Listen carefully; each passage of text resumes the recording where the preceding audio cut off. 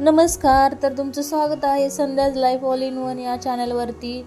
तर आशा करते की तुम्ही खुश, आरोग्यदायी आणि निरोगी असाल.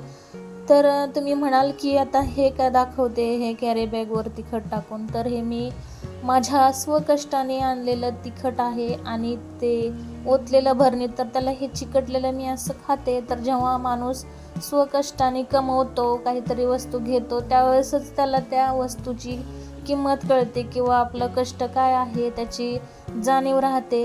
तर असो, जेव्हा आपण दुसऱ्याच्या जीवावर किंवा दुसऱ्यांनी कमवलेल्या घरात राहतो, तर त्यावेळेस आपल्याला आपला स्वाभिमान जपता येत नाही. दरवेळी त्या लोकांची टोमणी ऐकून घ्यावी लागतात.